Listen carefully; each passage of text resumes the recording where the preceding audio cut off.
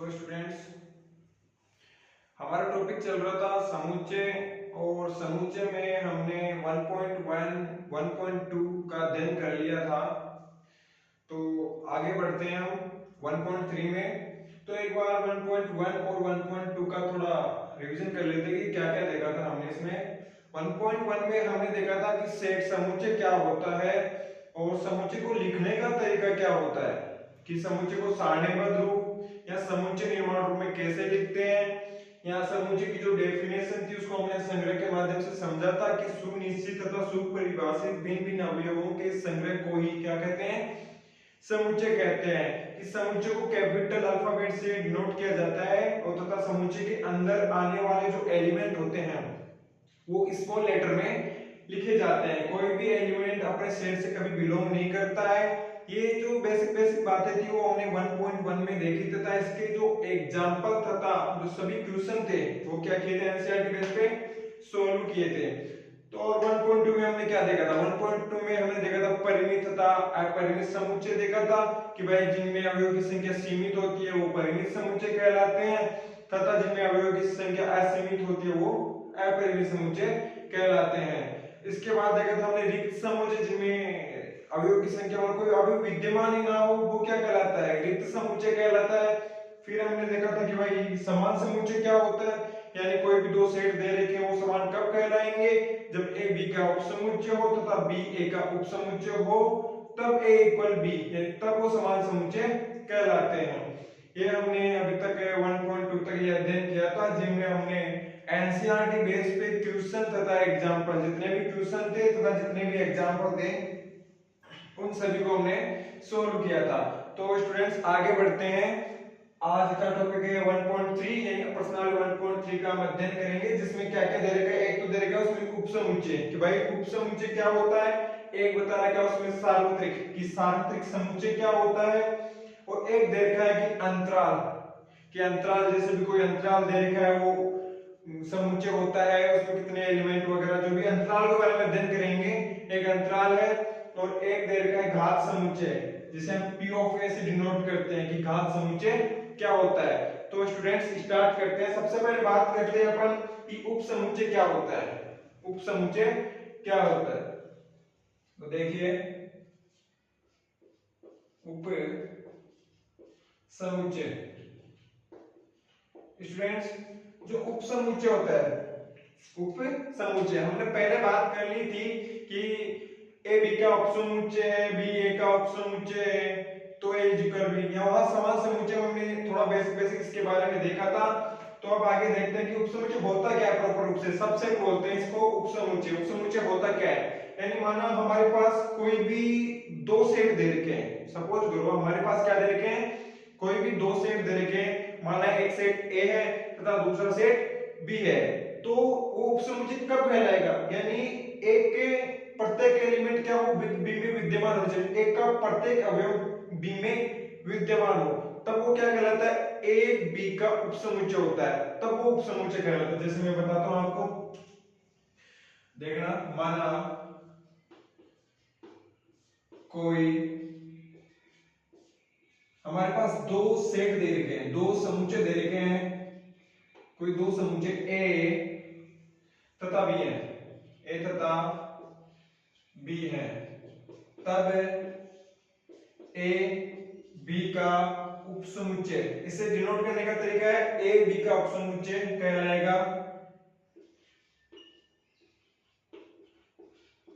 कहलाएगा, जब ए का, किसका, ए का प्रत्येक अवयव, प्रत्येक एलिमेंट बी के क्या हो, अंदर विद्यमान, बी के अंदर विद्यमान हो।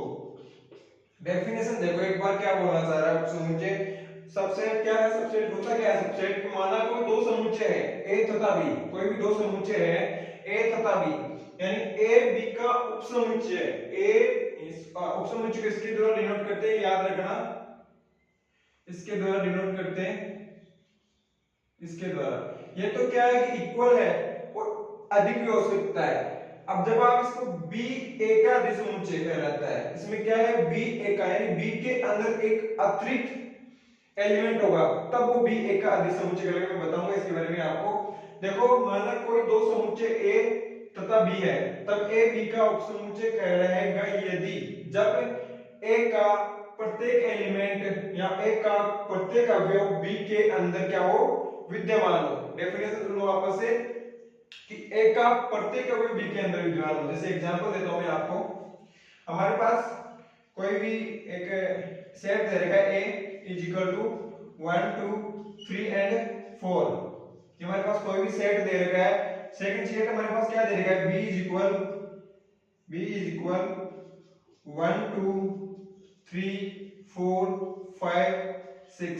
ये हमारे पास क्या दे रखा है, कोई भी दो सेट दे रखे हैं, कोई भी दो समुच्चय दे रखे हैं जिनमें एक ए समुच्चय दे रखा है 1 2 3 4 और बी दे रखा है 1 2 3 4 5 6। यानी इसमें 6 एलिमेंट है तथा इसमें 4 एलिमेंट है, यानी इसमें 4 एलिमेंट है, इसमें 6 एलिमेंट है। डेफिनेशन देखो भाई, क्या उपसमुच्चय बोल क्या रहा है, उपसमुच्चय बोल रहा है कि हमारे पास कोई भी दो सेट है दे रखे हैं भाई, तब ए बी का उपसमुच्चय कहलाएगा। ए बी का उपसमुच्चय कब कहलाएगा, जब ए का प्रत्येक अवयव बी के अंदर विद्यमान हो। देखो क्या ए का प्रत्येक अवयव बी के अंदर विद्यमान है, चेक करते हैं कि इसका पहला एलिमेंट 1 इसके अंदर है भाई, 1 है। इसका एलिमेंट सेकंड देखो 2 है, क्या 2 इसके अंदर है। इसका एलिमेंट देखो 3, क्या 3 इसके अंदर है। इसका एलिमेंट देखो 4, क्या 4 इसके अंदर है, हाँ बिल्कुल है। तो क्या ए बी का उपसमुच्चय कहलाएगा, हाँ बिल्कुल ए बी का उपसमुच्चय कहलाएगा। आप इसको ऐसे भी लिख सकते हो, और जैसे मैं बताना चाहूँ आपको कि इसे अपन नीचे जो ये लिखते हैं कि ए इक्वल है बी के तथा बी के अंदर एक्स्ट्रा अवयव है, ये भी कभी गलत नहीं है, ये भी ए बी का उपसमुच्चय ही कहलाता है। बुक में रिप्रेजेंट कर रखा है आपको ऐसे ऐसे, तो कोई गलत ना समझे, ये भी सही है। मैं बताना चाहूंगा ये कैसे सही है आपको, जो मैं बताऊं कि नेचुरल नंबर यानी प्राकृत संख्याएं पूर्णांक संख्याओं का क्या है। जैसे पूर्णांक संख्याओं का उपसमुच्चय है, मान लो आपके पास ये ए ले लिया आपने प्राकृत संख्याएं, बी ले लिया आपने पूर्णांक संख्याएं, क्या ए बी का उपसमुच्चय है, बिल्कुल है। जैसे आप प्राकृत संख्या लेते हो यहाँ पे 1 से लेके अनंत तक, तो पूर्णांक संख्या तो नेगेटिव नंबर भी शामिल है, तो हमेशा क्या होगा, नेचुरल नंबर क्या होगा, जेड के उपसमुच्चय होगा कि n का प्रत्येक अवयव क्या होगा, जेड के अंदर होगा।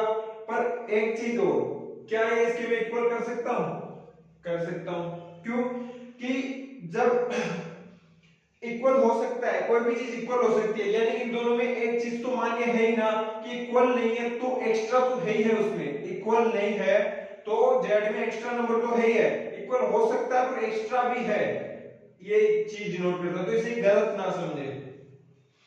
ओके आगे देखो, तो ये हमारा उपसमुच्चय है कि माना कोई दो समुच्चय ए तथा बी है, तब ए उपसमुच्चय बी कहलाएगा जे का प्रत्येक अवयव बी के अंदर विद्यमान हो। ये हमारा एग्जांपल था कि कोई भी ए सेट दे रखा है तथा कोई दूसरा सेट बी दे रखा है, तो ए का प्रत्येक अवयव बी के अंदर विद्यमान है, तब वो ए बी का उपसमुच्चय कहलाता है। ये एग्जांपल हो गया।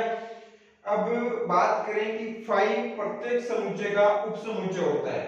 फाई क्या होता है, प्रत्येक समुच्चय का उपसमुच्चय होता है। मैथमेटिक्स का एक नियम है, जब तक कोई चीज उसमें फेल नहीं है ना, तब तक वो पास ही पास है। समझो कि जब तक मैथमेटिक्स में कोई चीज फेल नहीं है ना, तब तक वो पास ही पास है। देखना एक बार कि मैं बताना चाह रहा हूं आपको कि फाई प्रत्येक समुच्चय का उपसमुच्चय क्यों होता है।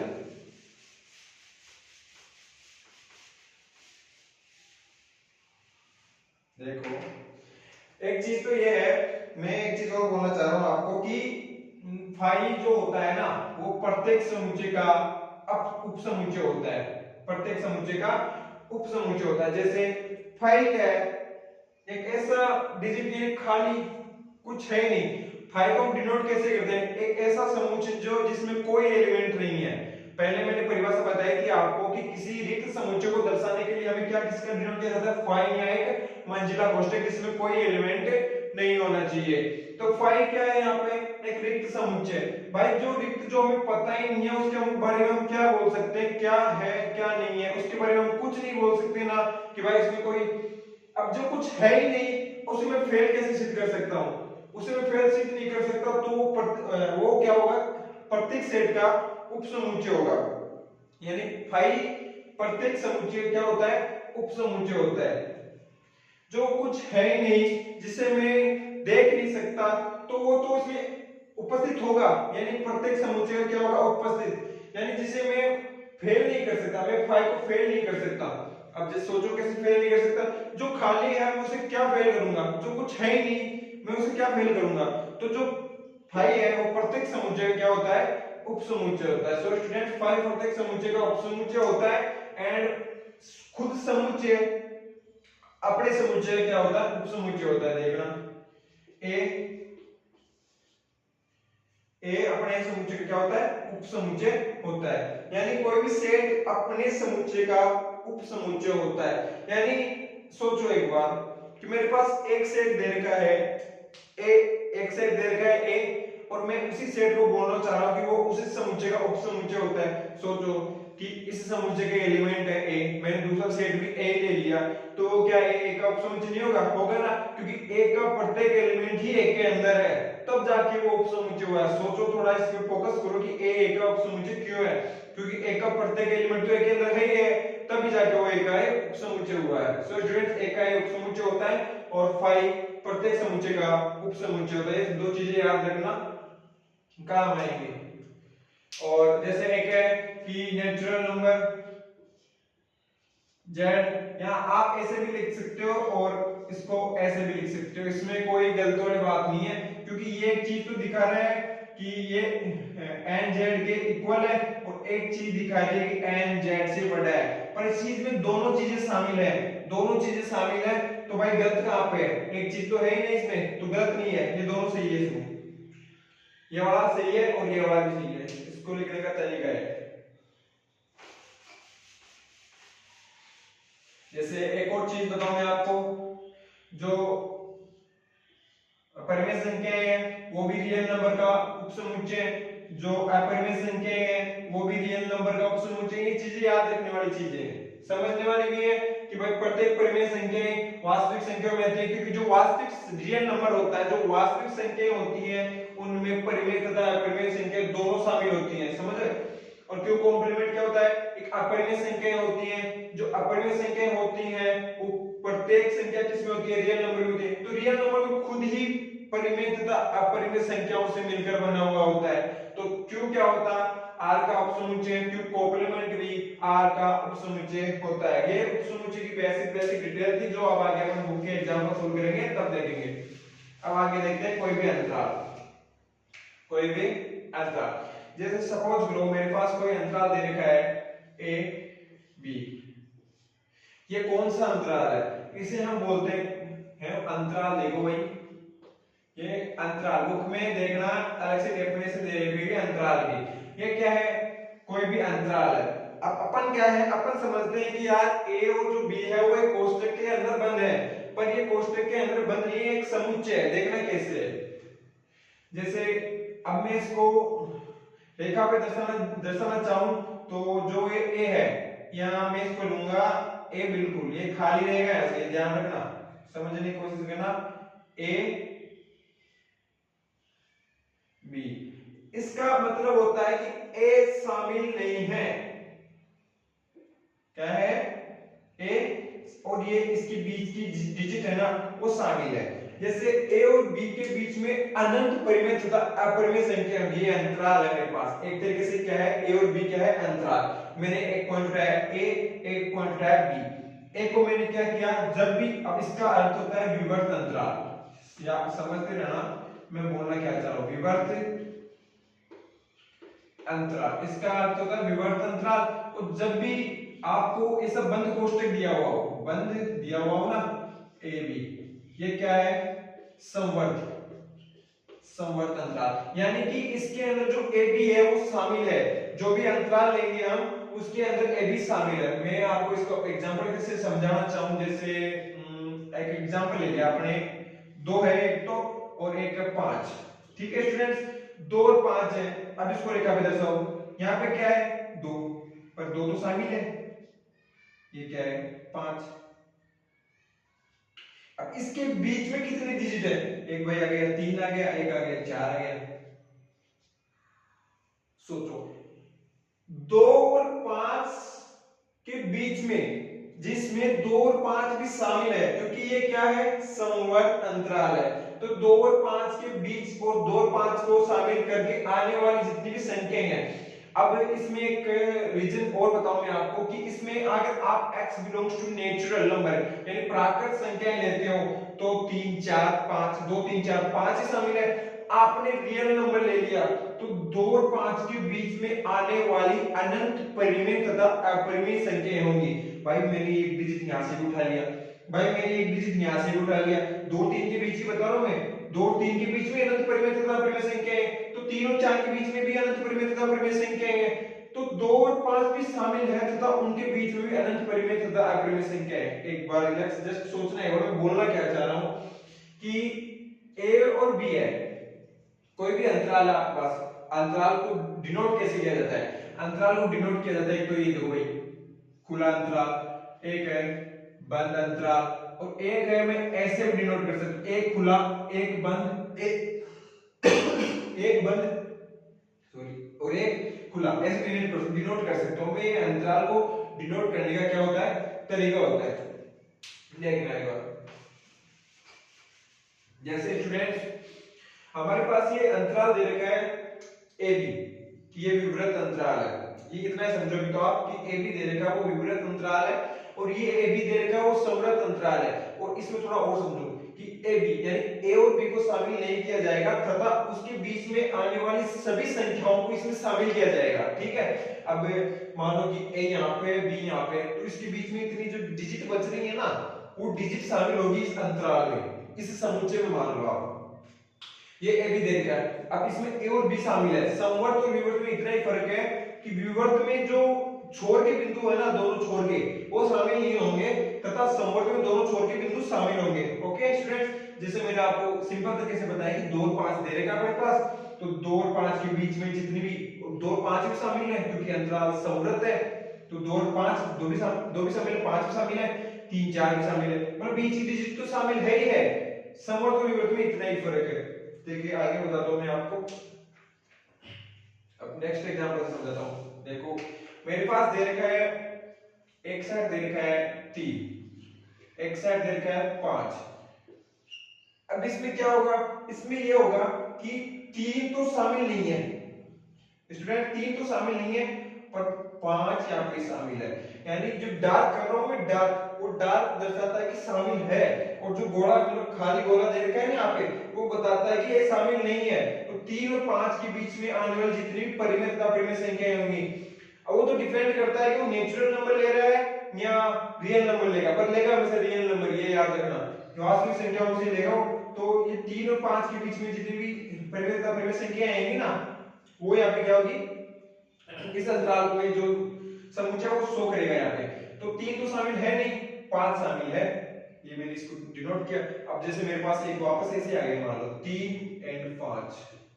अब इसमें क्या हुआ, जस्ट उल्टा हुआ कि भाई 5 शामिल नहीं है पर 3 तो शामिल है, तो 3 को गहरा गोला से कर दो और इसके बीच में आने वाली सभी संख्याएं है ये, ऐसे है स्टूडेंट्स, ये अंतराल को दिखाता है। अब जैसे मैं इसकी बात करूं कि 2 और 5 को समुच्चय निर्माण रूप में लिख के दिखाऊं कि 2 और 5 इस अंतराल को देखना एक बार स्टूडेंट्स कि 2 और 5 को मैं कैसे लिखता हूं। 2 और 5 मैं इस वाले को दिखा रहा हूं स्टूडेंट्स। तो 2 और 5 वाले को दिखाने के लिए करना क्या है, देखना कि मानो मैंने कोई सेट लिया a, वो ये दे रखा था, तो वो x के इक्वल है, किसके इक्वल है, x इक्वल है, जहां x किसके बीच में है, 2 तथा 5। अब देखो स्टूडेंट्स, क्या वो 2 और 5 के बीच में है, 2 इसमें क्या है, इस पे फोकस करो आप, इस पे कि भाई 2 शामिल है, 5 भी शामिल है, तो बीच की संख्या तो है ही, कॉमा लगा के ये x है बिलोंग्स टू रियल नंबर, कि प्रत्येक संख्या रियल नंबर में से आएगी। अब जो मैंने दूसरा आपको विवर्त अंतराल वाला दिखाता हूं आपको, कोई सेट a है, x है, जहां x, अब मैं 2 और 5 का एग्जांपल ले लेता हूं कि मेरे पास ये 2 और ये 5 है और 5 है, ये खुले अंतराल में है, विवर्त अंतराल में है, तो 2 क्या होगा इसमें शामिल नहीं होगा, x की वैल्यू 2 और 5 के बीच में होगी भाई, x belongs to real number. Students देखो कि मैं बोलना क्या चाह रहा हूं कि 2 तो शामिल नहीं है, 5 भी शामिल नहीं है, मतलब जो x की जो वैल्यू आएगी ना वो 2 और 5 के बीच में जितनी भी परिमित तथा अपरिमेय संख्याएं, कहां से बोला मैंने, क्योंकि x belongs to real number, x की प्रत्येक डिजिट रियल नंबर में से आएगी, तो प्रत्येक परिमित तथा अपरिमेय संख्याएं होंगी, तो x की वैल्यू परिमित तथा अपरिमेय संख्याओं में से होंगी, तो 2 और 5 के बीच में आने वाली जितनी भी परिमित तथा अपरिमेय संख्याएं हैं वो सभी संख्याएं ये शो कर रहा है, और वो 2 5 को मैंने लिखने का तरीका ये बताया, और इस 2 5 का लिखने का तरीका मैंने ये लिखा है। तो ये बड़ा अंतराल वाला क्वेश्चन है स्टूडेंट्स, और जैसे ये एग्जांपल और क्वेश्चन आएंगे बुक के, उनमें और बेहतर तरीके से इसको सोल्व करने की कोशिश करेंगे। ये अंतराल है। अब आगे देखो घात समुच्चय क्या होता है, क्या होता है घात समुच्चय, P of A proper subject, घात समुच्चय क्या होता है, क्या जैसे मेरे पास कोई सेट A दे रखा है, मेरे पास कोई सेट A दे रखा है, तो समुच्चय A के प्रत्येक अवयव का उपसमुच्चय, यानी कि समुच्चय A के प्रत्येक समुच्चय का उपसमुच्चय जो होगा ना वो ही घात समुच्चय कहलाएगा। इसे P of A से डिनोट करते हैं, इसे किसे डिनोट करते हैं, P of A से। इसे सिंपल शॉर्ट वे में देखा जाए ना तो इसका फॉर्मूला होता है 2 की पावर n, 2 की पावर n, सीधा शॉर्टकट निकालना चाहिए, जैसे हमारे पास जैसे एलिमेंट दे रखा है 1 2 3 4, ये है ना 4, तो 2 की पावर 4, जो भी आंसर आएगा वो इसका घात समुच्चय देगा। अब अपने पास ओनली 3 तक दे रखे हैं बुक में कि भाई 3 तक निकालो आप घात समुच्चय, क्योंकि 4 तक थोड़ा लॉन्ग हो जाता है, 4 तक भी निकाल सकते हैं, 5 निकालने को कितने भी निकाल सकते हैं, पर अपने पास एक फॉर्मूला दे रखा है कि भाई इतने तक अपन घात समुच्चय निकाल सकते हैं। ये अपन बाद में लिखेंगे कि घात समुच्चय का फॉर्मूला ये होता है, ये भी काम नहीं आएगा, अपन को भी समझना है कि घात समुच्चय होता क्या है, यानी किसी समुच्चय A के सभी उप समुच्चयों का समुच्चय, किसी समुच्चय A के, किसी समुच्चय A के सभी उप समुच्चयों का समुच्चय ही क्या कहलाता है, घात समुच्चय कहलाता है। जैसे हमारे पास कोई एग्जांपल लिख देता हूं मैं, किसी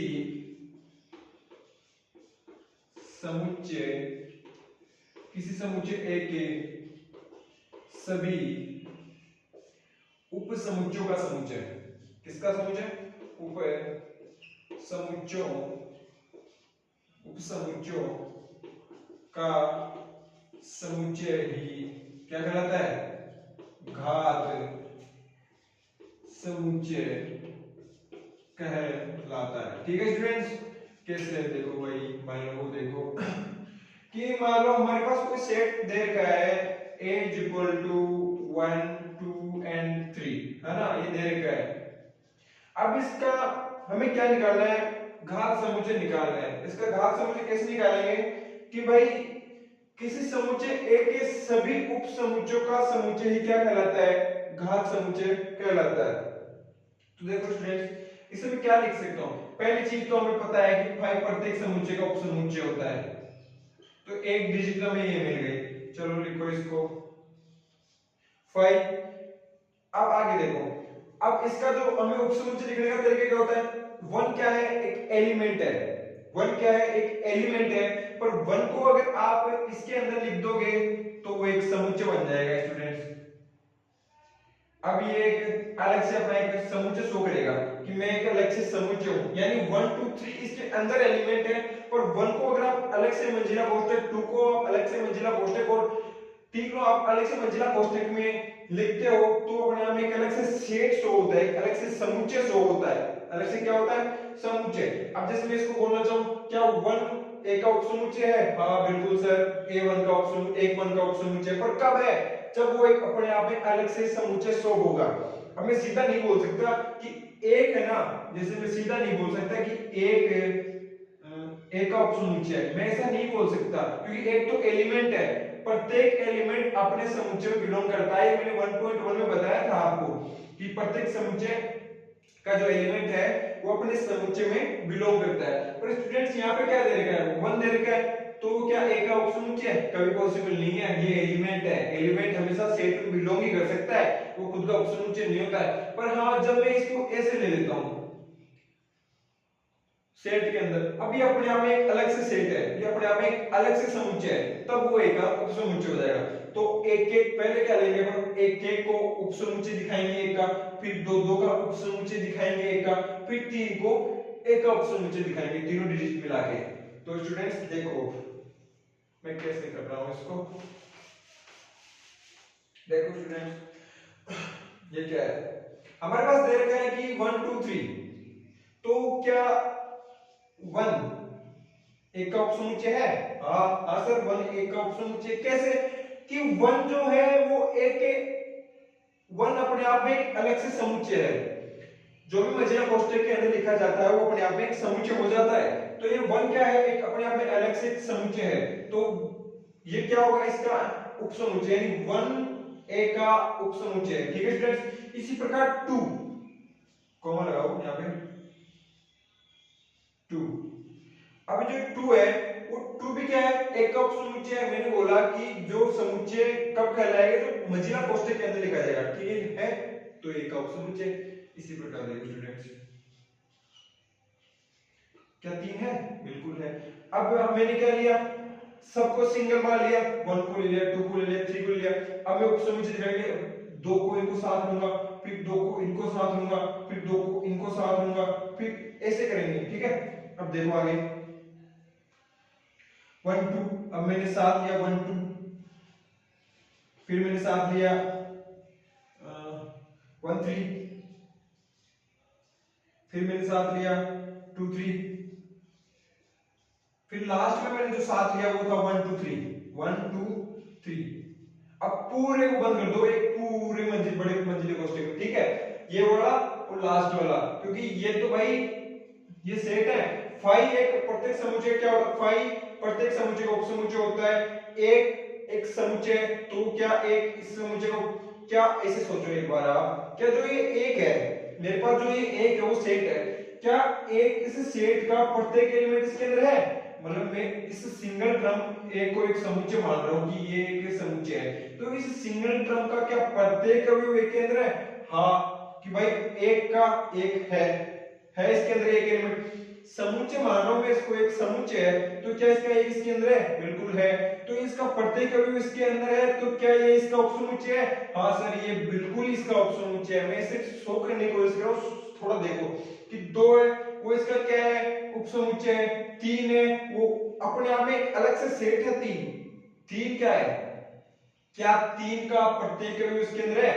हाँ सर 3 का प्रत्येक अवयव इसके अंदर है। एक्स्ट्रा मुझे उससे कोई मतलब नहीं, उपसमुच्चय की परिभाषा के अनुसार 3 का प्रत्येक अवयव इसके अंदर होना चाहिए। मतलब इस 3 नहीं, ओनली इस सेट का, मैं 3 नहीं बोल सकता इसको, इस सेट का क्या प्रत्येक अवयव इसके अंदर है? हाँ इस 3, ये 3 है इस सेट के अंदर, तो इस 3 का सेट का प्रत्येक अवयव इसके अंदर 3 है, तो मुझे और उससे कोई मतलब नहीं। एक्स्ट्रा हो तो अपनी जगह है, वो फिर अधिक समुच्चय कहलाता है। ओके, तो इस प्रकार अब 2 की पावर क्यूब क्या होता है? 8 होता है। तो क्या इसका सीधा फॉर्मूला है ज्ञात करने का कि कितने उपसमुच्चय इसके, p ऑफ a = 2 की पावर n। 2 की पावर n का फॉर्मूला लगाओ इसमें, तो 2 की पावर 3 यानी प्रत्येक n क्या है, प्रत्येक एलिमेंट की संख्या 1 2 3, 3 एलिमेंट है, 2 की पावर 3, 2 की पावर 3 8, क्या हमारे पास 8 निकल गए, 1 2 3 4 5 6 7 8, हमने 8 जो इसके उपसमुच्चय है उनकी संख्या यहाँ पे लिख दी है। सो स्टूडेंट्स ऐसे हो जाएगा, ऐसे पॉसिबल होता है कि कोई भी घात समुच्चय होता है, किसी समुच्चय के सभी उपसमुच्चयों का समुच्चय होता है, जिसको मैंने बताया कि भाई प्रत्येक समुच्चय का उपसमुच्चय होता है, तथा किस सेट ए के अंदर दिए हुए एलिमेंट को कैसे उपसमुच्चय बनाया जाता है कि उन्हें एक मंजिला कोष्ठक के अंदर लिखो, पहले एक एक को लिखो, फिर दो दो को साथ लिखो, फिर तीनों को साथ लिखो, तीनों को साथ लिखा, दो को साथ लिखा, एक को सिंगल वाले का। पर जो 3 ये जो लिखा मैंने वो अलग से मंजिला कोष्ठक में लिखा मैंने, वो अपने आप को एक अलग से समुच्चय दर्शा रहे हैं कि मैं एक अलग से समुच्चय हूं। तो समुच्चय की भाई वो उपसमुच्चय कब होगा? उपसमुच्चय होगा जब कि उसका प्रत्येक अवयव इस सेट के अंदर विद्यमान होगा, तो वो समुच्चय होगा। इस प्रकार से थी। ठीक है, घात समुच्चय का, घात समुच्चय मैंने बारे में बता दिया। आप जैसे एग्जांपल करेंगे उसके बाद उसमें देखेंगे कि कैसे क्या और बेहतर तरीके से मैं आपको समझाऊं। मैथमेटिक्स में जब तक कोई चीज फेल नहीं है ना तब तक वो पास ही पास है, ये चीज याद रखना। जब तक कोई चीज, जैसे आप समतुल्य, सममित, संक्रामक, प्रतिसमित, असमित पढ़ोगे ना तो वहां पे देखोगे आप कि प्रतिसमित या समित निकालने के लिए कि यार फर्स्ट एलिमेंट दे रखा है, सेकंड दे ही नहीं रखा समुच्चय में, तब जब वो दे ही नहीं रखा तो वो पास ही पास है। जब तक कुछ दे नहीं रखा हो ना मैथ में तब तक वो पास ही पास है, केवल चीज माइंड में रखना, काम भी आएगी रिलेशन पढ़ेंगे तब। तो घास समुच्चय हो गया। अब लास्ट है सार्वत्रिक, कि सार्वत्रिक क्या होता है। सार्वत्रिक को यूनियन यू के द्वारा डिनोट करते हैं, सार्वत्रिक यू। कोई समुच्चय यू सार्वत्रिक कब कहलाएगा, सोचो एक बार। कोई समुच्चय यू हमारे पास दे रखा है, कोई समुच्चय यू सार्वत्रिक कहलाएगा जब प्रत्येक समुच्चय उसका उपसमुच्चय हो। कोई समुच्चय यू सार्वत्रिक समुच्चय कहलाएगा, क्या कहलाएगा, सार्वत्रिक समुच्चय कहलाएगा जब प्रत्येक समुच्चय यू का उपसमुच्चय हो। यू का क्या हो, उपसमुच्चय हो। यू का क्या हो, प्रत्येक समुच्चय क्या हो, यू का उपसमुच्चय हो। ठीक है स्टूडेंट्स, यानी कोई भी समुच्चय सार्वत्रिक कब कहलाएगा जब प्रत्येक समुच्चय यू का क्या हो, उपसमुच्चय हो। यानी प्रत्येक जो एलिमेंट आएगा, जैसे अब सार्वत्रिक की बात करें तो जो 1.4 है वहां पे यूज होगा कि सार्वत्रिक को एक आयत से दर्शाएंगे तथा इसके अंदर आने वाले जो उपसमुच्चय होते हैं उनको एक वर्ग से दर्शाएंगे। वो अपन 1.4 में देखेंगे, अभी आपके लिए थोड़ा बर्डन हो जाएगा, बाद में देखेंगे। पर अभी तो हमें इतना ही समझना है कि सार्वत्रिक क्या होता है। जैसे मैं बोलना चाहूं, एक कक्षा में एक 11वीं कक्षा के छात्रों का समूह है, 11वीं कक्षा के छात्रों का समूह है, ये कोई एक सेट है तथा एक हमें एक दूसरा सेट दे रखा है कि विद्यालय के संपूर्ण छात्रों का संग्रह। तो विद्यालय के जो संपूर्ण छात्रों का संग्रह है वो तो क्या है, यूनियन, वो यूनियन नहीं सॉरी सार्वत्रिक है। यहाँ पे यूनियन होता है संघ, वो अलग चीज है, वो उन दोनों का संघ निकालना होता है तब काम आता है। तो वो क्या है कि यू है, मतलब यानी एक सार्वत्रिक है जिसे हम यू से डिनोट करते हैं। यानी 11वीं कक्षा के छात्रों का संग्रह, वो एक स्कूल के छात्रों का संग्रह, ये क्या है, ये सभी छात्र तो इसमें उपस्थित हैं, इस स्कूल में उपस्थित हैं, तो ये क्या है, सार्वत्रिक है। मतलब प्रत्येक समुच्चय इसका क्या हो जाएगा, उपसमुच्चय हो जाएगा। इन 9th क्लास का, 10th का, 8th का, वो सभी इसके अंदर होंगे। तो ये तो क्या है, सार्वत्रिक, जो सभी को अपने आप अंदर संभाले, यानी प्रत्येक अवयव इसके अंदर क्या हो, ऐसा होता है सार्वत्रिक। यानी प्रत्येक समुच्चय इसका क्या होगा, उपसमुच्चय होगा। सो स्टूडेंट्स, सार्वत्रिक इतना होता है। जैसे मैं एग्जांपल और दे सकता हूँ आपको, आपके पास कोई सेट दे रखा है कि 1 2 दे रखा है, सपोज करो आप यू दे रखा है आपके पास 2 3 4, और बी दे रखा है आपके पास कोई सेट है 1 सॉरी 1 भी आएगा इसमें 1 and 3। तो क्या स्टूडेंट्स, बी का प्रत्येक अवयव यू के अंदर है, हाँ 1 3 है, बिल्कुल है। क्या ए का प्रत्येक अवयव के 1 के यू के अंदर है, 1 2 है। तो ये तो सार्वत्रिक है। ऐसा होता है कि सार्वत्रिक होता है वो सबको संग्रह होता है, ऐसे मान लो आप, तो ये उसके अंदर सभी का उपसमुच्चय है। ओके, कि सार्वत्रिक। अब भाई एनसीईआरटी की बुक देख लेते हैं कि एनसीईआरटी की बुक कहना क्या चाहती है। ये तो हमारी थ्योरी थी जो हमने समझने की कोशिश की। तो स्टूडेंट्स आगे अपन इसकी थ्योरी वो देख लेते हैं, क्वेश्चन देख लेते हैं बुक के। मैथमेटिक्स एनसीईआरटी की बुक है ये, 1.3 का सॉल्यूशन देखते हैं। 1.3 का सॉल्यूशन देखने से पहले इसके अपन एग्जांपल देख लेते हैं। उपसमुच्चय हमने करवा दिया, सबसेट ओके, सबसेट करवा दिया, अधिसमुच्चय को बता दिया था कि ए अगर बी का उपसमुच्चय है तो बी ए का अधिसमुच्चय कहलाता है कि उसमें एक्स्ट्रा अतिरिक्त अवयव होता है। तो फर्स्ट एग्जांपल देखो, उदाहरण नंबर 9। उदाहरण नंबर 9 क्या बोलता है, उदाहरण है ये, अब जितने भी हैं अपन उदाहरण सॉल्व करेंगे। पहले उदाहरण नंबर 9 क्या कहता है कि प्रत्येक समुच्चय में ये लगाना आपको सही प्रतीक उपसमुच्चय या वो उपसमुच्चय नहीं है, ये बढ़ना है। ठीक है स्टूडेंट्स, तो हमारे पास दे रखा है कि फर्स्ट है, फर्स्ट दे रखा है क्या, फाइव बी का उपसमुच्चय होता है। हाँ, मैंने बोला था फाइव प्रत्येक समुच्चय का उपसमुच्चय होता है, तो ये क्या हो जाएगा स्टूडेंट्स, ये फर्स्ट में ये आएगा। सेकंड देखो, क्या ए और बी, इसमें जो ए की वैल्यू दे रखी है वो दे रखी है 1 और 3, 1 और 3, और इसमें बी की वैल्यू दे रखी है 1, 5 और 9। इसमें जो सी की वैल्यू दे रखी है वो दे रखी है 1, 3, 5, 7 और 9। सो देखो स्टूडेंट्स, क्या बोला जा रहा है, क्या ए बी का उपसमुच्चय है? ए का प्रत्येक अवयव क्या बी के अंदर है? ए का क्या प्रत्येक अवयव बी के अंदर है? ए का प्रत्येक अवयव तो छोड़ो आप, 3 ही नहीं है इसके अंदर, तो ये कैसे उपसमुच्चय होगा? प्रत्येक अवयव होगा तभी वो उपसमुच्चय होगा। 1 तो दे रखा है पर 3 नहीं दे रखा, तो इसको उपसमुच्चय नहीं होना, उसको ऐसे कर दिया करो। ये इसका सिंबल है, जो उपसमुच्चय नहीं होगा उसको क्रॉस उपसमुच्चय ले लो।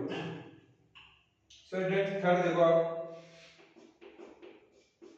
थर्ड क्या बोल रहा है, क्या ए सी का उपसमुच्चय है? A13, हाँ बिल्कुल है। ए का प्रत्येक एलिमेंट क्या सी के अंदर है?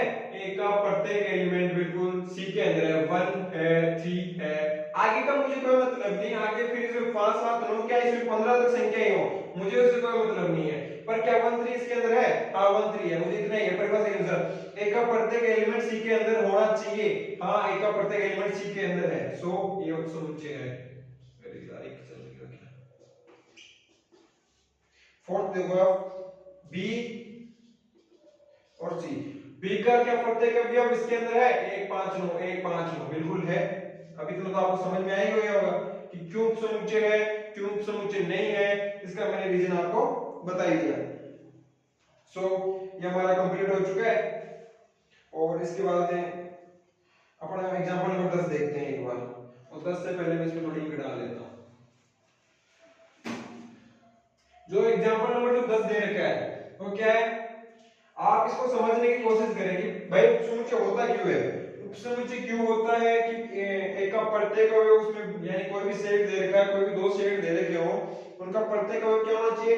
उसमें विद्यमान होना चाहिए। ये वाली डेफिनेशन आप याद रखें कि भाई डेफिनेशन में काम करोगे तो हो जाएगा कंप्लीट, कोई बड़ी बड़ी बात नहीं है इसमें।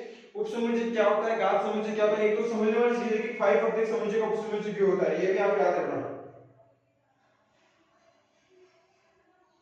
5 प्रत्येक समुच्चय का उपसमुच्चय होता है, 5 प्रत्येक समुच्चय का उपसमुच्चय क्यों होता है ये याद रखना। और जो ये दे रखा है ना घात समुच्चय, इस घात समुच्चय को भी याद रखना कि इसके अंदर जो आएंगे एलिमेंट उपसमुच्चय का जो भी सेट दे रखा होगा उस उपसमुच्चय का संग्रह होगा।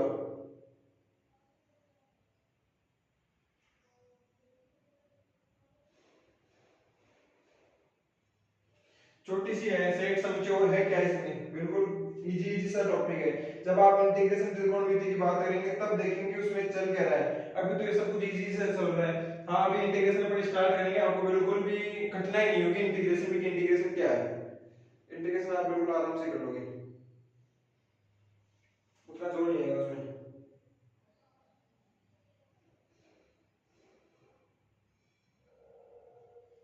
ठीक है स्टूडेंट्स, सो अपन स्टार्ट करते हैं ना।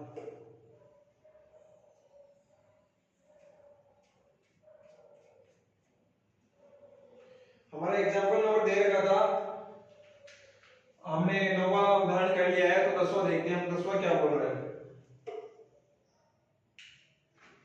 तो 9वां तो अपना कंप्लीट हो गया ना कि एक का ये लास्ट 4 दे रखा था, बीसी का उपसमुच्चय बिल्कुल है। अब देखो आप 10वां देखो,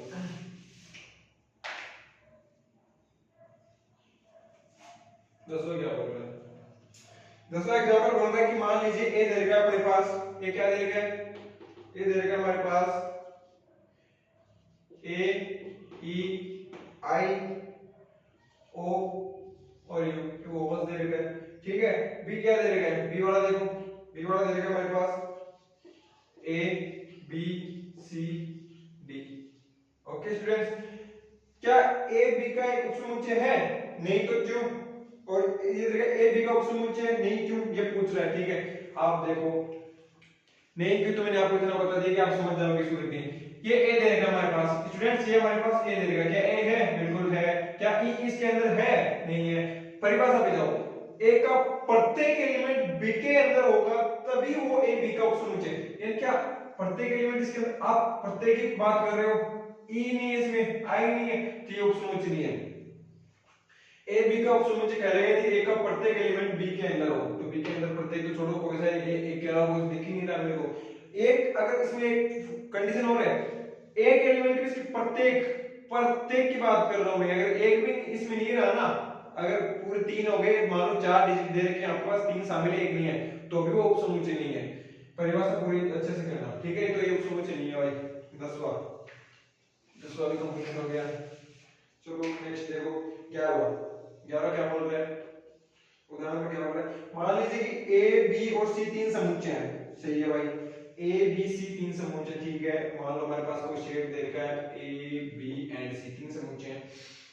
यदि ए बिलोंग्स टू बी, ओ ये क्या बोलना चाह रहा है, यदि ए बिलोंग्स टू बी, ओके, तथा बी उपसमुच्चय ऑफ सी, बी उपसमुच्चय ऑफ सी, तो क्या यह सत्य है कि ए उपसमुच्चय ऑफ सी, तो क्या यह सत्य है कि ए उपसमुच्चय ऑफ सी, क्या ए का प्रत्येक अवयव सी के अंदर होगा, क्या ये पॉसिबल है।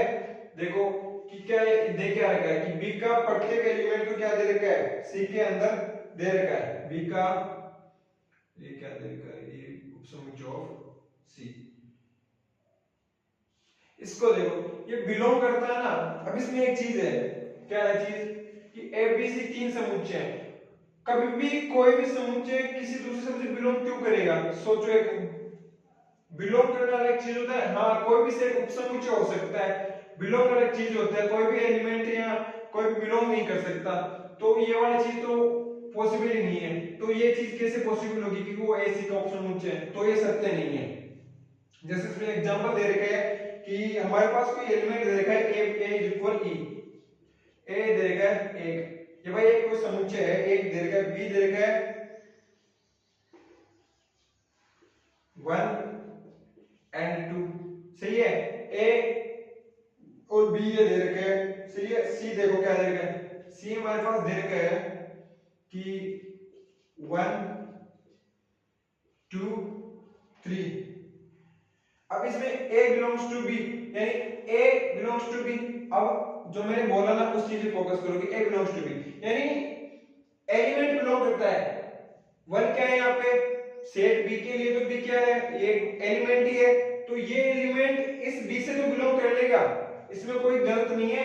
कि सोचो कि हमारे पास ये दे रखा है 1 दे रखा है, 1 क्या है, एक अलग यहाँ पे अलग से अपने आप को सेट मान सकता है, अंदर है, पर ये B के लिए तो एलिमेंट ही है ना, इस समुच्चय B के लिए ये एलिमेंट है, तो वो एलिमेंट इस B में बिलोंग करेगा।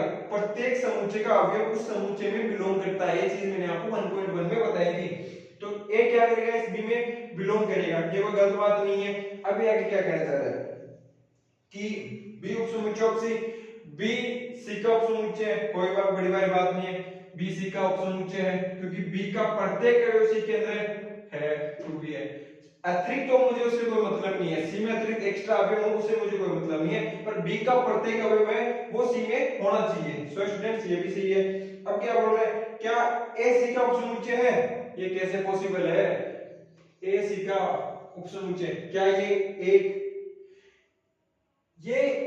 गिना जाएगा, वो तो यहाँ पे अलग से सेट है एक, ये पूरा नहीं लेंगे, ये तो एक पूरा समुच्चय है, इस समुच्चय के एलिमेंट लेंगे हम यहाँ से, एक के एलिमेंट एक है, सिंगल एक है, तो यहाँ पे तो समुच्चय अंदर एक मंजिला कोष्ठक में एक दे रखा है, वो अकेला एक नहीं है, वो एक समुच्चय है, तो ये क्या होगा, इसका उपसमुच्चय नहीं होगा। इसे समझने की कोशिश करें कि मैं जो बोलना चाह रहा हूँ, क्या बोलना चाह रहा हूँ, मंजिला कोष्ठक के अंदर जो भी आता है वो एक एलिमेंट होता है, एक एलिमेंट होता है। मंजिला कोष्ठक के अंदर जो भी आता है वो सी समुच्चय के लिए एक एलिमेंट होता है, सी समुच्चय के लिए एक एलिमेंट होता है, बट ये अपने आप में एक अलग से एक मंजिला कोष्ठक के अंदर एक समुच्चय है। सो स्टूडेंट्स यहाँ पे ए का एक एलिमेंट ये है, बस ओनली ये है, पर इस सी का एक एलिमेंट ये पूरा एक एलिमेंट है, तो ये क्या इसका उपसमुच्चय होगा, पॉसिबल ही नहीं है। क्या एक इसके अंदर है, नहीं है, वो पूरा एक है, सेट वाला एक है, तो ये असत्य है, यहाँ पे पॉसिबल नहीं है। 10वीं का 11 का आंसर आएगा समुच्चय, उपसमुच्चय नहीं हो सकता, ये ए सी का उपसमुच्चय नहीं हो सकता। 11 कंप्लीट हो गया अपना। आगे देखो, आगे एग्जांपल नंबर है अंतराल वाले, आगे क्या अंतराल वाले एग्जांपल नहीं दे रखा, ठीक है, घात समुच्चय का एग्जांपल भी नहीं दे रखा, सार्थक समुच्चय। अब सीधा पर्सनालिटी के 1.3 के अपन क्वेश्चंस की बात करते हैं। क्वेश्चन दे रखे हैं, अब बात होती है ओनली क्वेश्चंस की। क्वेश्चन फर्स्ट है, क्वेश्चन फर्स्ट क्या बोल रहा है कि रिक्त स्थानों में प्रत्येक उपसमुच्चय या उपसमुच्चय नहीं को भरकर सही कथन लिखिए। फर्स्ट देखो, फर्स्ट क्या बोल रहा है, 2 3 4। ओके स्टूडेंट्स, 1 2 3 4 और 5। तो प्यारे विद्यार्थियों 2 3 4 क्या इसके अंदर है यार? 2 3 4 2 भी है, 3 भी है, 4 के, यानी इसका प्रत्येक, इस सेट का प्रत्येक एलिमेंट उस सेट के अंदर है। तो भाई ये तो उपसमुच्चय है, कितनी बार पढ़ लिया कि उपसमुच्चय क्या है, तो है, तो आपको दिख रहा है। सेकंड वाला देखो, सेकंड क्या बोल रहा है, A B C, A B C, B C D, अरे यार बी सी डी दे दिया, डी दे दिए। हमारे पास जो ए बी सी है, पर कंडीशन क्या है, इस सेट का प्रत्येक एलिमेंट इस सेट के अंदर होना चाहिए, तब वो उपसमुच्चय होगा। तो देखते हैं, ट्राई करते हैं स्टूडेंट्स, क्या ए इसके अंदर है? नहीं है।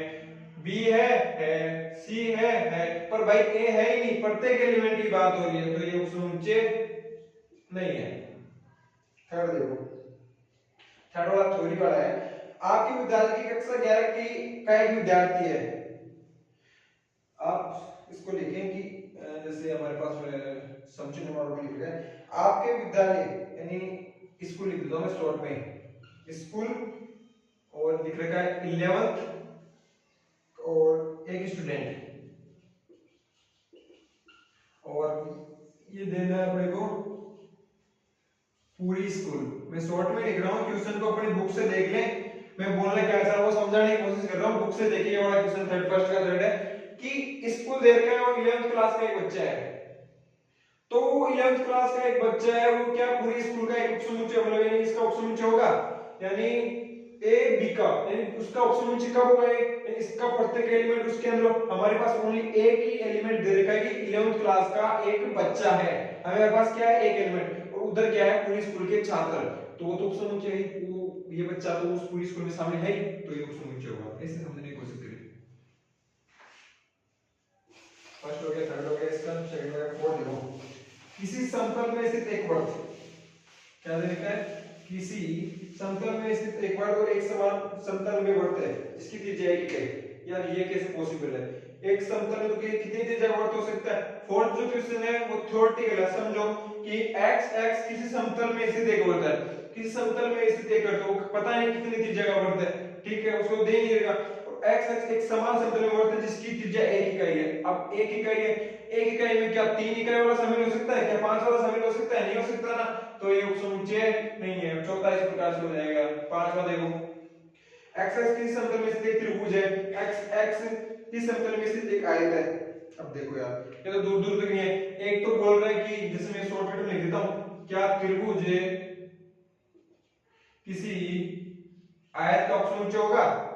Not possible. कैसे होगा यार? कौन से एंगल से लग रहा है कि त्रिभुज आयत में, मतलब प्रत्येक आयत के अंदर एक त्रिभुज आएगा? पॉसिबल ही नहीं है, तो ये एक उपसमुच्चय नहीं है। छठवां देखो, x x किस समतल में स्थित एक समबाहु त्रिभुज है, ठीक है, समबाहु त्रिभुज है, पॉसिबल है।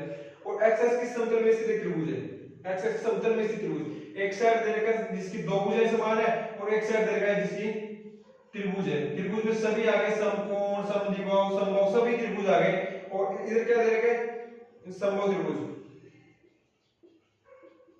और बोला तो ये भी त्रिभुज ही जाएगा, बोला तो ये भी त्रिभुज ही जाएगा, तो ये उपसमुच्चय। बोलने में बताने की कोशिश क्या कर रहा हूं कि समबाहु त्रिभुज क्या त्रिभुजों के अंदर शामिल है?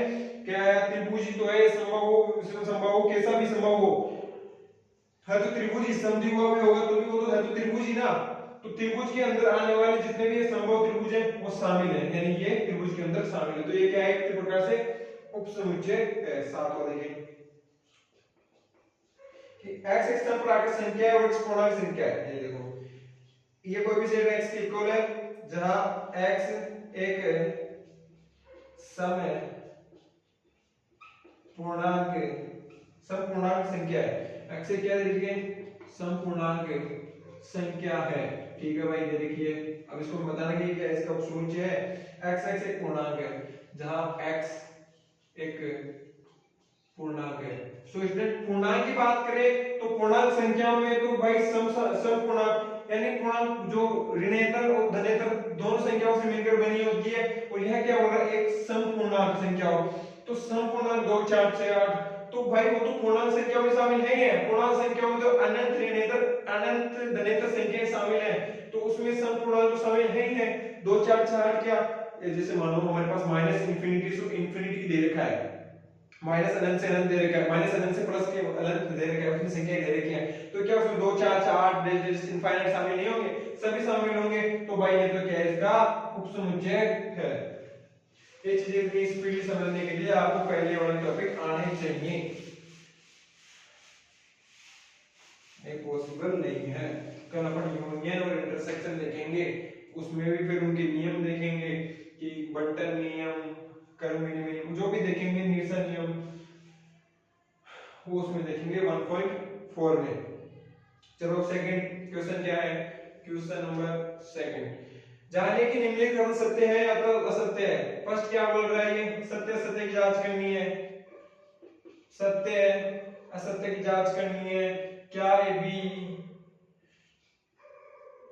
बी सी ए क्या उपसमुच्चय नहीं है? अरे यार पागल, ए दे रखा है, बिल्कुल दे रखा है, बीच में है, लेकिन इस सेट का प्रत्येक एलिमेंट इस सेट के अंदर है, तो ये इसका उपसमुच्चय कहलाता है।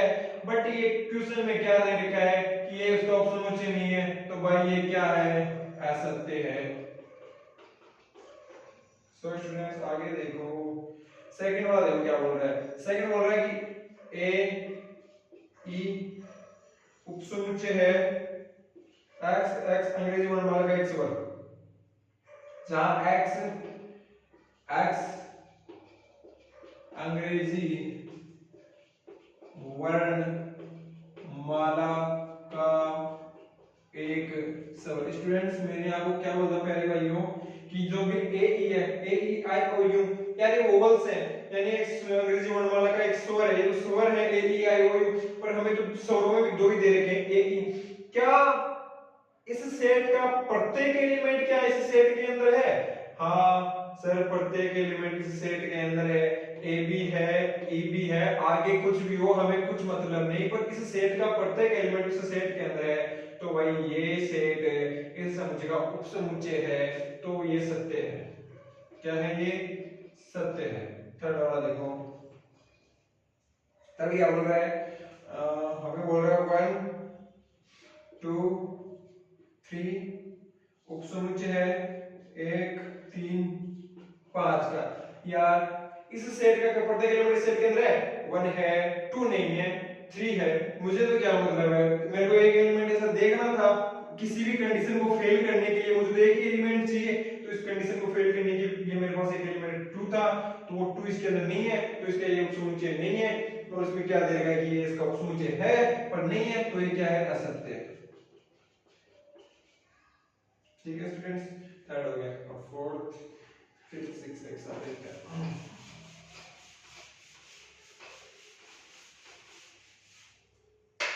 फोर्थ क्या बोल रहा है इसका, ये हमारे पास कोई समुच्चय दे रखा है ए, वो उपसमुच्चय हुआ है ए बी सी। स्टूडेंट्स देखो, क्या ये एक अपने आप में एक सेट है, क्या है अपने आप में, क्या इस समुच्चय का प्रत्येक अवयव क्या इसके अंदर है? सोचो एक बार, क्या है? मैं इसको एक समुच्चय मान रहा हूं, और ये भी एक क्या पूरा एक समुच्चय है, क्या इस समुच्चय का एक एलिमेंट इस समुच्चय के अंदर है? बिल्कुल है यार, ए एक अपने में एक एलिमेंट है, तो ये क्या है, समुच्चय, ये बात सत्य है। ऐसे सोचा करो थोड़ा, क्यों पॉसिबल हो रहा है। ठीक है आगे देखो, पांचवा क्या बोल रहा है, ये दे रखा मेरे पास A belongs to A B C. अरे यार ये क्या बोल रहा है, देखो क्या ए बिलोंग करता है बीसी से? क्या ये सेट इस सेट से बिलोंग करता है? यार मैंने बताया था कि कभी भी कोई भी सेट किसी सेट से बिलोंग नहीं करता है, ये वाली बात याद रखना। ये बिलोंग कैसे करेगा इससे? यानी कोई भी सेट अपने सेट का उपसमुच्चय हो सकता है पर बिलोंग कभी नहीं करता। बिलोंग करने के लिए क्या करना पड़ता है, एलिमेंट बिलोंग करता है। अगर यहाँ पे एक बार देखना, अगर मैं यहाँ पे इसको ऐसे कर देता, कैसे, ऐसे, हाँ अब ये अंदर सेट है, अकेला एक अपने आप में सेट है, तब ये इससे बिलोंग होता। पर मेरे पास तो ओनली सिंगल डिजिट ए दे रखी है और यहाँ सेट ए दे रखा है, तो यार ये तो बिलोंग ही नहीं करेगा इससे। समझने की कोशिश करें, मैंने पहले ही बताया था एलिमेंट अपने सेट से बिलोंग करता है, कोई सेट किसी सेट से बिलोंग नहीं करता, एलिमेंट बिलोंग करता है। सेट अपने सेट का उपसमुच्चय हो सकता है, फाइव प्रत्येक समुच्चय का उपसमुच्चय हो सकते हैं। ये वाली चीजें याद रखें, प्रत्येक चीज फोकस करोगे तो समझ में आ जाएगा। अब इसको आप देख कर देख सकते हो, देखो अगर ये अभी ये क्या है, ये असत्य है। अब मैं इसे सत्य बनाने की कोशिश करता हूँ, सत्य बनाने की कोशिश करूँ तो मैं इसको क्या लिखना चाहूंगा कि हमारे पास कोई सेट ए है, वो बिलोंग करता है, इसके अंदर एक और सेट ए है, फिर वो बी है, सी है, इसको मैंने मजेदार पूछा, अब ये सही है क्योंकि कोई भी एलिमेंट है ना वो अपने सेट से बिलोंग करता है। ये अब ये एक एलिमेंट है, ये क्या है, यहाँ पे एक एलिमेंट है, इसको देखो आप, ये पूरा एक एलिमेंट है, ये यहाँ पे एक एलिमेंट है। एलिमेंट हमेशा अपने सेट से बिलोंग करता है।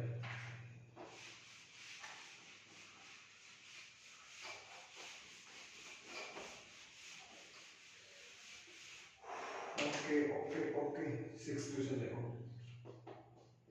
सेकंड का 6, सेकंड स्टूडेंट, एक से संख्या 6 से कम एक समप्राकृत संख्या है, सही है, 6 से कम एक प्राकृत संख्या कोई भी हो सकती है, 1 2 3 4 5, और x एक प्राकृत संख्या है जो संख्या 36 को विभाजित करती है, जो संख्या क्या करती है, 36 को विभाजित करती है।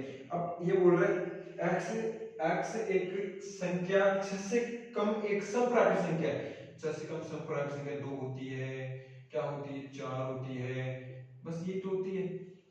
ठीक है, मैं हिंदी को सारणीबद्ध रूप में बना रहा हूँ। ओके, क्या ये इसका उपसमुच्चय है, x एक प्राकृत संख्या है जो 36 को विभाजित करती है। अब 36 को विभाजित क्या करेगी, अब देखो आप इसमें 36 को विभाजित क्या क्या कर सकती है भाई, 2 भी करेगी, 4 भी करेगी, 6 भी करेगी, इसी जैसे चलता रहेगा। जो 36 को विभाजित करने वाली जितनी भी संख्या है ना वो इसके अंदर आएंगी। जो 36 के आपको ना अभाज्य गुणन में नहीं पूछ रहे हैं यहाँ पे कि भाई अभाज्य गुणन बताओ, अभाज्य भाज्य बताओ, इसको वो नहीं पूछ रहा, विभाजित करने वाली संख्या बतानी है। तो सम संख्या तो वो है जो 36 तक से खुद 36 भी विभाजित करता है, 36 भी लिख लो यहाँ पे। ठीक है, तो 2 4 तो इसके सामने है ही, तो ये भाई इसका प्रत्येक अवयव क्या इसके अंदर है, 2 है, 4 है, 2 है, 4, तो भाई उपसमुच्चय है। ऐसे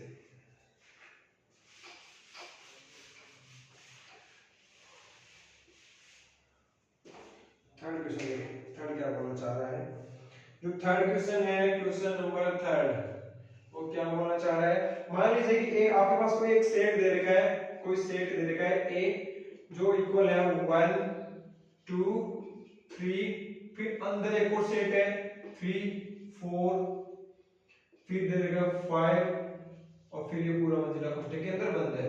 ठीक है, तो निम्नलिखित में से कौन सा कथन सही नहीं है, सही नहीं है और क्यों, मतलब असत्य बताना है, मतलब सही क्यों नहीं है। ठीक है, अब देखो क्या फर्स्ट 3 4 क्या एक का उपसमुच्चय है, क्या 3 4 एक का उपसमुच्चय है, क्या मैं ऐसे बोल सकता हूँ कि प्रत्येक एलिमेंट खुद का उपसमुच्चय होता है।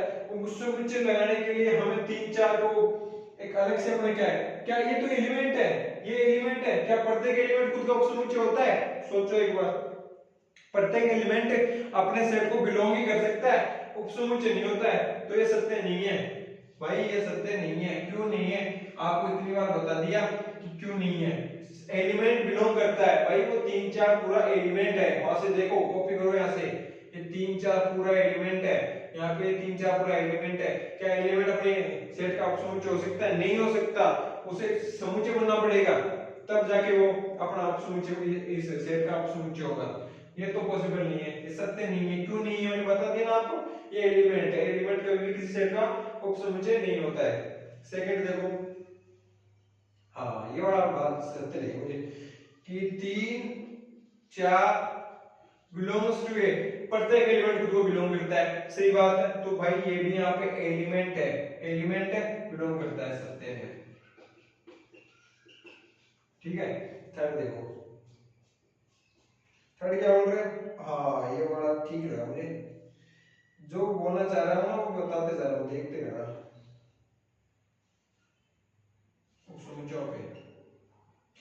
अब देखो ये 3 4, अब बाहर सेट है, मंजिला कोष्टक 2 बार है, ये पहले एलिमेंट था अब समुच्चय हो गया। तो कोई भी समुच्चय किसी सेट का उपसमुच्चय कब कहलाएगा, जब इसके प्रत्येक एलिमेंट समुच्चय के अंदर हो। तो इसका जो एलिमेंट है वो पूरा मंजिला कोष्टक के अंदर 3 4 है, बाहर अलग से मंजिला कोष्टक वो सेट को दर्शा रहा है। अब भाई 3 4 के बाहर मंजिला कोष्टक, तो ये तो एलिमेंट है, ये भी एलिमेंट है, ये भी एलिमेंट है, ये एलिमेंट इसके अंदर उपसमुच्चय सत्य है। समझ गए होंगे आप, इतना समझाने के बाद नहीं समझे तो और बोल देना समझाना होगा।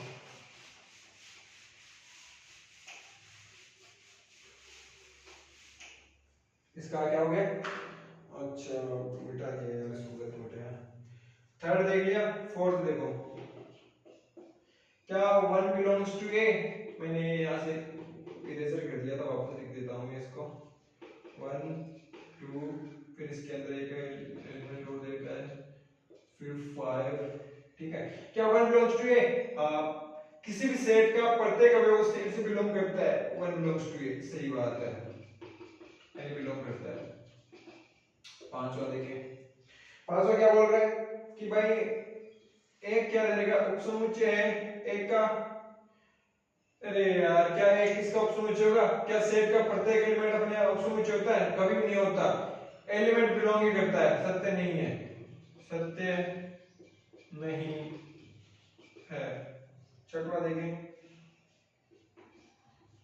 1 2 5, उपसमुच्चय ऑफ ए 1 2 5, हाँ बिल्कुल सही है।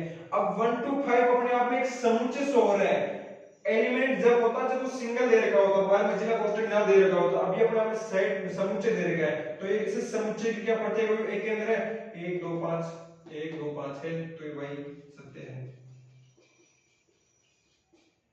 अब आगे देखें, चल तो हो गए इसके, ये कितना हो गया इसका, अच्छा हो गया इसके। सातवां देखिए आप इसका, सातवां क्या बोल रहा है, 1 2 5 belongs to A। अब देखो स्टूडेंट्स, क्या 1 2 5 belongs to A, अरे कभी भी कोई समुच्चय किसी दूसरे समुच्चय से बिलोंग नहीं करता है। अब ये अपने आप में एक सेट शो हो रहा है, अपने आप में एक समुच्चय, मंजिला कोष्टक है, अपने आप में क्या है, समुच्चय शो हो रहा है। तो कोई भी समुच्चय किसी से बिलोंग क्यों करेगा, ये तो बिलोंग करेगा ही नहीं, ये पॉसिबल ही नहीं है। इसमें देखो बिलोंग करने वाली क्या चीज है, बिलोंग नहीं, एलिमेंट बिलोंग करता है, क्या इसका ये एलिमेंट है पूरा बंद वाला, नहीं है। कहां है 1 2 5, एक सिंगल एलिमेंट दे रखे 1 2 5, नहीं है, तो सत्य नहीं है, सत्य नहीं है। ओके स्टूडेंट्स, आगे बढ़ो, 1 2 3, क्या ये ए का उपसमुच्चय है 1 2 3, नहीं है।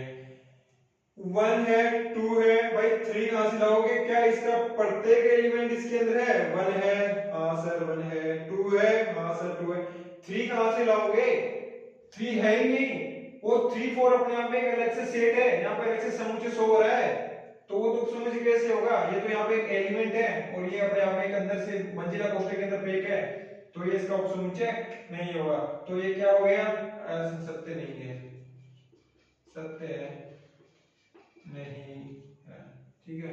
इसको मिटाने की कोशिश करता हूं, फिर से काम आएगा, ठीक आ तो आ गया। नवा देखें, नवा क्या बोलना चाह रहा है, नवा बोलना चाह रहा है कि 5 बिलोंग्स टू ए, अरे यार 5 प्रत्येक समुच्चय का उपसमुच्चय होता है, कभी बिलोंग नहीं करता, 1000 बार बता चुका मैं बात कि 5 प्रत्येक समुच्चय का उपसमुच्चय होता है, 5 बिलोंग नहीं करता, बिलोंग एलिमेंट करता है।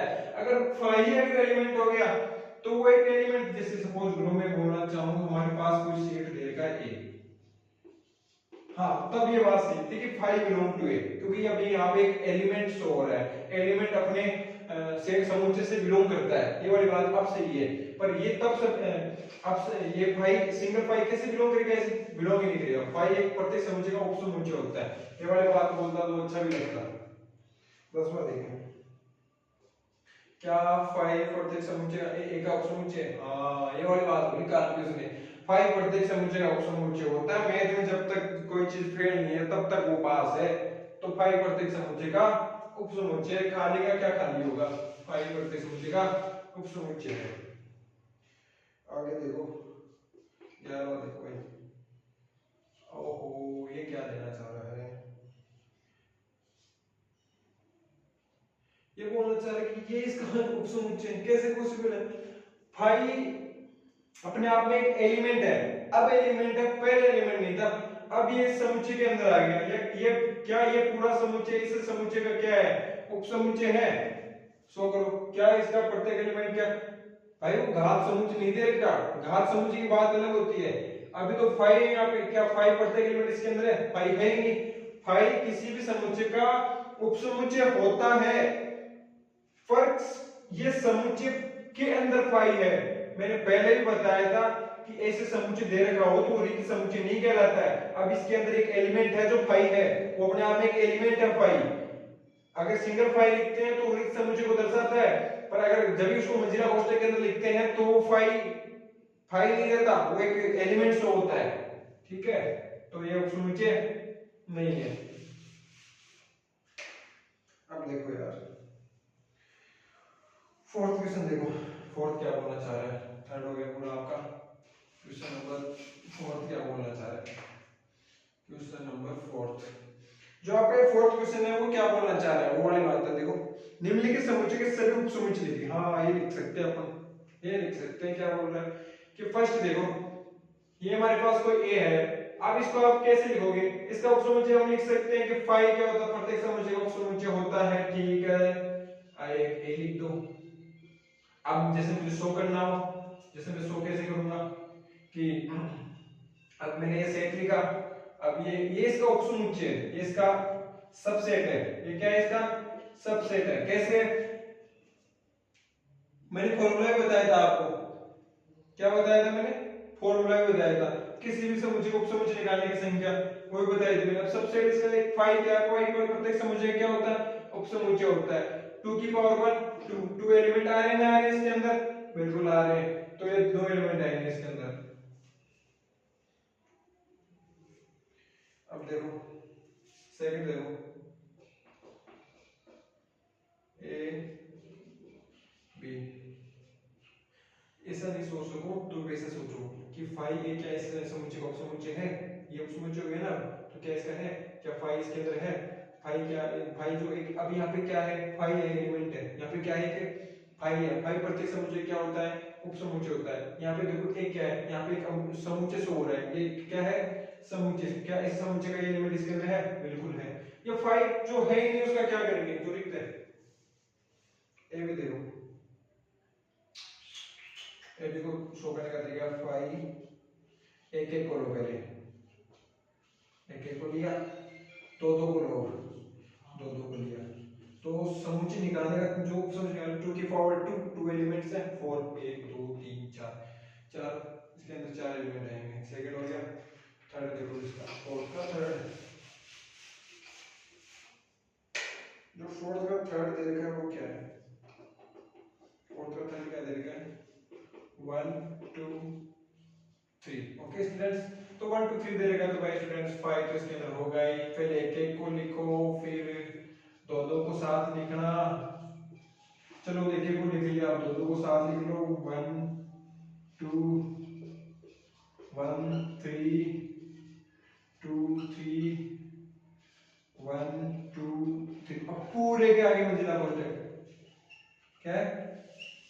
पूरे के आगे एक एलिमेंट एक element element element element element element ये एलिमेंट पूरा तीनों का एक एलिमेंट है। ठीक है, तो इसके अंदर 2 की पावर क्यूब कितने एलिमेंट होंगे? 2 की पावर क्यूब 8 एलिमेंट। गिनो 8 है नहीं अपने पास? 1 2 3 4 5 6 7 8 8 एलिमेंट है। ये इसका निकालेगा तरीका है, मतलब किसी भी सेट को उपसमुच्चय में कैसे लिखा जाता है। फोर्थ क्या देगा? 5। अरे यार 5 का क्या लिखोगे? ये तो 5 पहले 5 दे देगा, इसका 5 आएगा। किसी भी मतलब मान लो अपने पास कोई दे देगा 5, अभी तो 5 है। 5 का क्या लिखोगे? किसका क्या उपसमुच्चय लिखोगे आप? 5 है ये फोर्थ हो गया।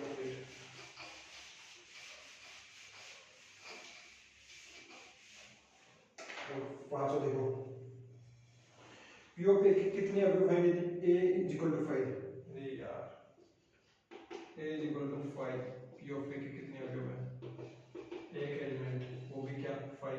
यानी तो रिक्त है, रिक्त का क्या करोगे, पी ऑफ ए में घात समुच्चय क्या होगा, जो प्रत्येक समुच्चय का उपसमुच्चय हो, जो प्रत्येक समुच्चय का उपसमुच्चय अपने पास एक दे रखा है, एक 5 रिक्त समुच्चय है। अब पी ऑफ ए इसका मतलब समुच्चय निकालना है, तो हमें तो पता तो है कि एक का एक समुच्चय तो 5 आएगा ही आएगा, वो 5 एक वो 5 ही है कि एक अवयव एलिमेंट हमारे पास वो 5 है, यानी 5 प्रत्येक समुच्चय का उपसमुच्चय है, नहीं तो इसको खाली है ही ये। आगे वाले क्वेश्चन छठवां क्वेश्चन देखो आप।